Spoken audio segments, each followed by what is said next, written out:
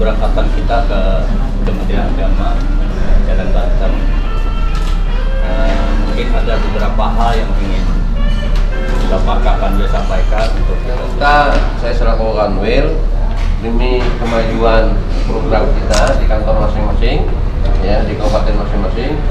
Mohon nanti ketika kita mengadakan DPD, mohon nanti semua terkait dengan tugas kita, tolong yang masih belum kita jelas tolong ditanyakan. Ya, saya hari ini harus ke Pontianak, ya. Berarti yang dampingi mewakili saya Ibu Pembimbing.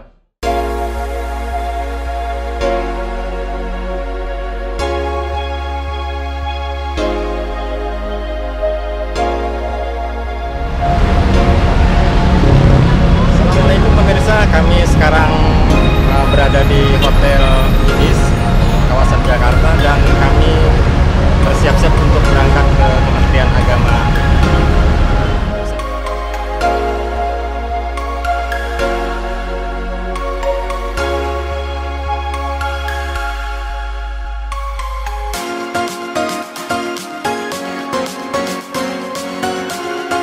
Kita mau ke Kementerian Agama, mau ke Biro HDI Kementerian Agama Pusat, interaksi sama orang Biro Kementerian Agama Pusat.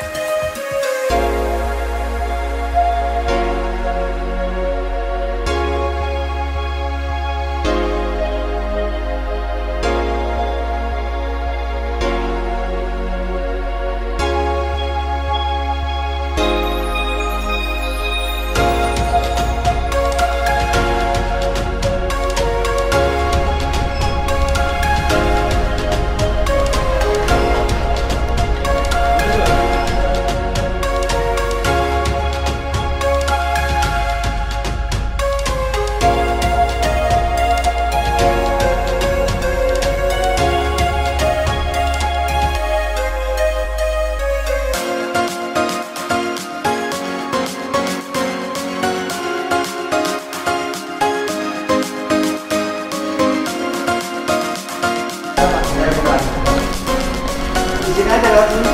Iya, iya.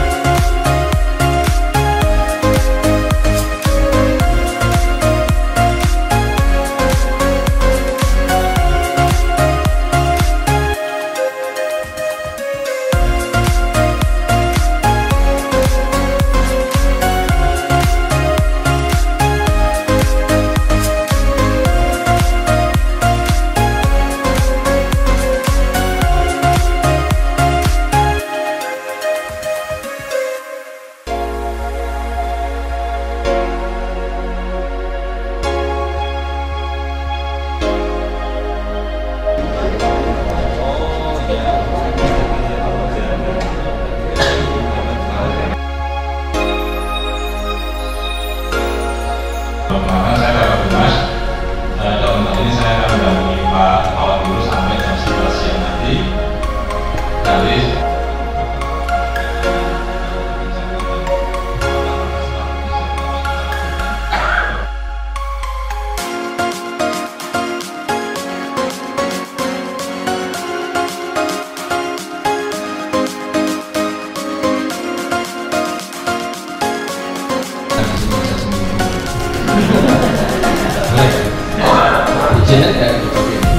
Bapak Kepala Biro HDI, kiranya tentang kami menjalankan tugas pengelolaan website, pengelolaan teknologi informasi, dan pengelolaan berita sesuai dengan arah kebijakan Kementerian Agama Republik Indonesia. Kami mohon arahan, bimbingan kepada Kepala Biro HDI agar kami melaksanakan tugas di daerah itu bukan hanya di tata kehumasan, namun yang pokok intinya adalah data dan informasi.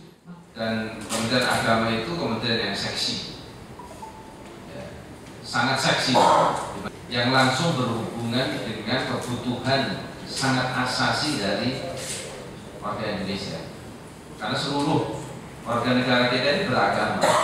Karena kita ini semua bidang yang menjadi tugas dan fungsi Kementerian Agama itu harus tahu, harus paham. Kalau tugas dan fungsi kita tidak paham, ya kita gagal menjadi humas, bukan Kementerian Agama. Nah, apa yang harus dilakukan adalah ya belajar cepat. Jadi menjadi humas itu ya belajar cepat. Kunci saya belajar cepat untuk memahami persoalan dan kemudian bagaimana mendiskusikannya dan kemudian mengkomunikasikannya kepada publik. Semua hal yang terkait dengan Kementerian Agama itu menjadi ranahnya humas, harus diketahui oleh humas. Apalagi haji, isunya luar biasa. Apapun soal haji itu, hal remeh-temeh soal haji A sampai Z itu selalu menjadi konsumsi publik, karena menjadi hajat kebutuhan orang banyak. Dan bagi media itu juga sangat-sangat seksi. Karena dengan semua hal tadi itulah tugas dari humas. Itulah humas berperan di situ. Melalui apa? Ya salurannya apa? Ya anak milenial itu ya di Instagram, gitu ya. Instagram, kalau Twitter tidak. Twitter itu orang tua. Yang sering berantem. Tapi Instagram yang bergambar, yang ada video, sekarang menjadi YouTube dan seterusnya. Kenapa kemudian Kementerian Agama juga main di situ? Mana jadi Instagram diperbesar, kemudian YouTube juga harus masuk di situ, dan pendekatannya juga harus berbeda. Karena mereka harus tahu apa yang disukai oleh milenial, bukan lagi menyangkut apa yang kita sukai. Tidak. Komunikasi kita bukan pada apa yang kita produksi, tapi apa yang diinginkan oleh publik. Tapi prinsipnya antara data dan informasi itu sangat-sangat menyokong terhadap fungsi-fungsi kehumasan. Data-data ini harus dijadikan sebagai basis untuk kita bisa mengkomunikasikan ke publik. Itu untuk bisa memaksimalkan tugas-tugas kehumasan Kementerian Agama itu gampang kan? Lihat saja isu yang di pusat, apa yang disampaikan oleh Menteri Agama dibandingkan dengan media-media yang lainnya, diamplifikasi di daerah. Menyiapkan satu aplikasi yang ingin diintegrasikan di seluruh kementerian. Bahasa kerennya itu e-government lah gitu, ya. Nah, memang antar kementerian kita belum seluruhnya berjalan, tetapi memang sudah ada, ya. Sekarang dengan adanya OSS, ya, Online Single Market Service, itu semua perizinan bisa ditentukan di Kementerian Koordinator Menko Ekonomi sekarang, ya. Gabung di sana, diperlukan banyak sekali yang di Kementerian Agama yang akan masuk ke OSS tadi, ya. Nah, sekarang adalah tantangan kepada kita semua bahwa apapun yang diberikan pelayanan oleh PTSP seharusnya memang sudah berbasis online atau digital, ya. Jadi tidak lagi manual. Tapi kalau sudah online, kan nggak perlu lagi mereka datang berbondong-bondong membawa arsip yang begitu banyak, berkas dan sebagainya. Artinya apa? Itu tahapan yang memang kita harus lalui, tetapi ujung-ujungnya adalah bagaimana mereka itu membawa dokumen paperless, ya. Jadi cuma flash disk saja yang nanti ketika saat verifikasi, nah baru mereka membawa dokumen itu. Kalau dirubah, TU yang harus minta. Jadi Bimas hanya pengelola sesuai dengan KMA yang terbaru tentang pengolahan data KMA 440. Jadi semua unit teknis hanya pengelola. Penyajian data dilakukan oleh Dinas. Bapak di Kementerian Agama ada 720 aplikasi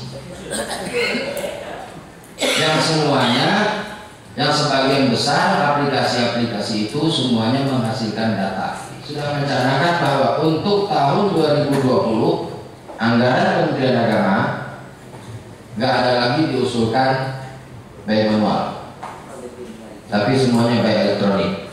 Bahkan program dari pemerintah yang dikelola, yang dikomandani oleh DPS dan KSP, jadi sudah mencanangkan satu data Indonesia.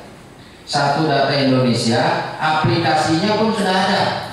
Nama aplikasinya Sindasi. Tolong bapak-bapak semua, bapak-bapak dan ibu sebagai penanggung jawab ini, jangan hanya ketika meminta data, yang penting datanya sudah ada. Jadi kalau bicara data berarti harus dengan fakta. Jadi kalau kita katakan masjid 4.200 atau 2.800 tadi, itu sudah ada buktinya Pak, ada alamatnya, ada namanya, ya koordinatnya, titik koordinatnya itu jelas. Nah, jadi mudah-mudahan di Kalimantan Tengah nanti juga bisa membuat kembali lagi nanti ke charternya, tolong cek kembali pelan-pelan, nggak usah sekaligus, pelan-pelan saja. Karena sekarang opini publik dibangun di dunia maya. Itu yang kemudian berusaha kita recovery, berusaha kita bangkitkan kembali melalui, ayo kita meriahkan, kita menangkan komunikasi di dunia maya, bahwa kita adalah orang-orang yang bangga terhadap menjadi ASN. Jadi kita punya modal besar untuk mempopulerkan perbincangan seputar Kementerian Agama di dunia maya.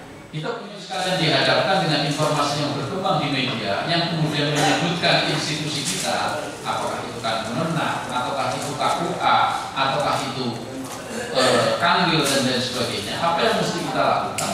Melakukan proses klarifikasi, nggak usah bingung-bingung. Saya nggak punya anggaran untuk pasang iklan di media, untuk misalnya untuk blocking berita di media ini, nggak usah bingung. Mestinya yang pertama harus kita lakukan adalah memberikan klarifikasi sesuai dengan media yang kita punya. Makanya memiliki sarana media menjadi penting. Aktif di sarana media menjadi penting, yaitu media sosial.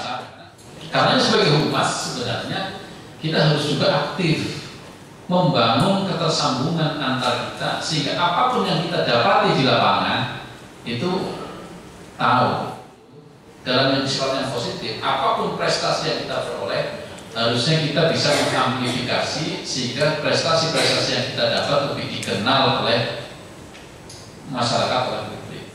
Jadi yang namanya berita itu bukan serta-merta hanya seputar berita peristiwa, ada Kanwil buka ini dan lain sebagainya, Kemenak menghadiri ini dan lain sebagainya.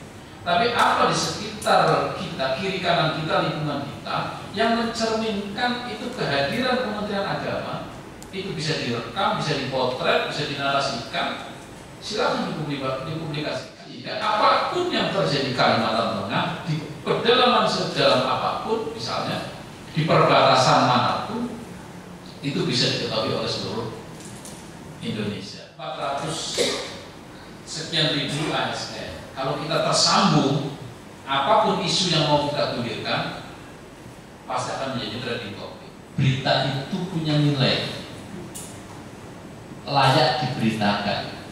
Jadi makanya nanti ibu-ibu dan lain sebagainya, baiknya mulai saat ini orientasinya bukan pada kuantiti, bukan pada banyak-banyakan. Kita yang punya self control, kita yang punya pengendali diri. Wah, kayaknya nggak ada nilai beritanya, nggak usah dikirim. Nyampe-nyampe ini kita bikin, karena memang nggak ada nilai beritanya. Itu siapa yang menentukan? Pertama yang mestinya kita menentukan ya kita harus bisa, penulis yang harus bisa menentukan, oh kayaknya mau berita biasa nih. Biasa itu penerjemahannya banyak. Seremonial misalnya, seremonial itu maksudnya begini, yang namanya Pak Menteri buka, Pak Kanwil buka acara itu terjadi di mana-mana. Maka kalau kemudian beritanya adalah membuka, itu menjadi buka hal yang biasa. Itu kontrol pertamanya ada di mana? Ada di penulis. Oh ternyata ini biasa. Kalau kita punya self control sendiri tentang ini berita biasa, biasanya kita akan mulai terpancing. Oh sebenarnya yang nggak biasa kayak apa ya? Nah ini kemudian kita cari. Iya. Kalau ada anjing menggigit sapam, itu biasa. Iya, karena anjing memang begitu. Tapi kalau ada sapam menggigit anjing, itu nilai berita luar biasa. Iya. Berita-berita kayak gini itu kok bisa, kenapa ada sih di media-media mainstream misalnya? Coba Pak, kalau saya baca Detik, 3 hari terakhir saya memperhatikan beberapa berita di detik.com. Itu salah satu beritanya tentang apa? Informasi harga kontrakan di kawasan terdekat kampus pasar. Oh sekarang ini kan penerimaan mahasiswa baru, ya kan? Pasti banyak mahasiswa baru yang ingin tahu soal harga kontrakan di sekitaran kampus. Masih kita lakukan dulu self control kita bahwa kita harus mampu menilai berita ini penting atau tidak penting. Sarannya yang pertama itu banyak baca. Tren saat ini berita paling penting itu apa adalah, kalau dalam konteks Kementerian Agama yang saya bahas itu adalah how to. Berita-berita yang sifatnya menjelaskan tentang bagaimana. Misal layanan yang ada di Kemenak apa misalnya? Layanan yang ada di Kemenak legalisir ijazah, bikin berita. Saya tadi nggak kebayang. Salah satu trending topik berita di Tribun News itu apa? Doa malam Jumat. Benar. Kemarin saya baru wawancara dengan teman-teman Tribun News yang mau jadi anggota MCH. Doa malam Jumat ketika mau berjihad itu trending topik. Nggak kebayang kita saat ini masyarakat itu sedang senang dengan berita-berita positif. Tapi yang sifatnya how to, sifatnya itu memberikan guideline kepada kita untuk mendapatkan akses terhadap sesuatu. Doa ketika ada hujan besar turun, itu pembacanya banyak sekali. Apalagi kemudian ini musim hujan, oh itu pembacanya banyak sekali. Itu sebenarnya menjadi bagian Bapak Ibu sekalian yang di Kementerian Agama yang lebih tahu. Bacaan manasik haji besok misalnya, maka bagaimana kemudian berita kita itu bersentuhan langsung dengan kepentingan publik, itu salah satu diantaranya. Terlebih Bapak Ibu sekalian itu berada di wilayah yang sifatnya ujung tombak. Kalau yang sifatnya kebijakan biar di kami, Pak Menteri ada kebijakan apa dan sebagainya, yang sampai bawah itu adalah orientasi beritanya memudahkan masyarakat dalam mendapatkan akses layanan kita. Pengen nikah gratis di KUA, bagaimana caranya? Ini caranya. Terus kemudian tips di Arab Saudi, tips jaga kesehatan di Arab Saudi, apa di sini? Hal-hal kecil aja. Yang itu tapi berorientasi pada yang sifatnya bermanfaat terhadap masyarakat, meningkatkan layanan terhadap masyarakatnya. Jadi foto, berita itu boleh dalam bentuk foto, boleh dalam bentuk narasi, boleh dalam bentuk video, tapi harus memiliki nilai berita. Nilai beritanya, orientasinya saat ini tidak serta-merta hanya persoalan pimpinan, tapi bagaimana memberikan guideline terhadap publik. Kita yang harus punya self controlnya. Standar menulis berita itu 5W 1H. Saya yakin teman-teman sudah dapat semua. Model piramidanya piramida terbalik. Dari mulai yang paling penting, yang tidak penting, sangat tidak penting, cuma sebagai partisan tambahan dan lain sebagainya. Salah satu punya nilai berita misalnya, nilai berita itu salah satu diantaranya adalah hal-hal yang sifatnya klarifikasi. Nilai berita itu ada rumor misalnya, oh kepala KUAB selingkuh, misal rumor, ini rumor. Maka klarifikasi atas persoalan itu punya nilai berita. Jadi selain juru bicara, kalau ditanya semua orang bilang aja nggak tahu, itu bukan kewenangan saya untuk memberikan keterangan. Ya, kanalisasi itu penting untuk memastikan informasi itu tidak macet. Sehingga ketika wartawan nanya, jangan juga dibiarkan wartawan diam. Wah saya nggak tahu semua. Wartawan kan akhirnya marah tuh. Kalau udah marah udah nyari informasi sejadi-jadinya, langsung di wartawan perlu diladeni. Siapa yang harus meladeni wartawan? Juru bicara. Itulah kemudian kenapa Kepala Biro Humas Data dan Informasi tampil sebagai juru bicara. Seluruh yang terkait dengan proses hukum tentang OTT kemarin, juru bicaranya adalah Kepala Biro. Hatta Menteri pun tidak ngomong, hatta Pak Sekjen pun tidak ngomong. Diwawancari silakan hubungi Kepala Biro. Diwawancari siapa mau silakan hubungi Kepala Biro. Itu harus konsisten mestinya. Nanti kalau diambil ada peristiwa, ada krisis, di Kemenak ada begitu, harus begitu. Tetapkan juru bicara dan secara konsisten juru bicara itu yang memberikan keterangan. Di tingkat juru bicaranya, kita juga kasih guideline yang misalnya kasih rambu-rambu. Juru bicara tidak boleh membicarakan aspek-aspek yang terkait dengan materi hukum, dengan materi persoalan. Makanya kalau Pak Karo, kalau misalnya Bapak Ibu sekalian kemarin lihat di TV, ditanya Pak, itu duit apa sih yang ada di ruangan Pak Menteri? Misalnya ditanya, wartawan pengen nanya. Jawaban Pak Karo apa sih? Itu masuk materi hukum. Biar nanti dijelaskan oleh Pak Menteri di KPK. Jadi sesuatu yang tidak perlu untuk masuk di ranah publik nggak perlu disampaikan di ranah publik. Tapi sesuatu yang bisa disampaikan di ranah publik, sampaikan itu di. Jadi pendekatan pertama kita adalah pendekatan defensif pasif. Kita bertahan, kita pasif untuk menelaah sebenarnya persoalan, duduk persoalan itu seperti apa, supaya jangan kita sampai salah langkah. Defensif pasif. Kita kumpulkan seluruh informasi yang ada, peristiwa sebenarnya yang terjadi di Surabaya itu apa. Kita tidak memberikan apapun statement sebelum KPK memberikan keterangan. Karena jangan-jangan kita mau gagah-gagahan, misalnya mau menyampaikan informasi dulu. Oh iya memang betul di sana ada OTT yang kena adalah si A, si B, si C. Padahal dalam peristiwa itu yang kena E dan F. Nah kita berarti kan nambah-nambahin soal. Ketika semuanya sudah dalam kondisi yang running bell, tenang dan lain sebagainya, baru kita tata satu-satu. Oh, ada hal-hal yang sifatnya di luar persoalan hukum, tapi berpotensi memperluas persoalan yang terkait dengan institusi.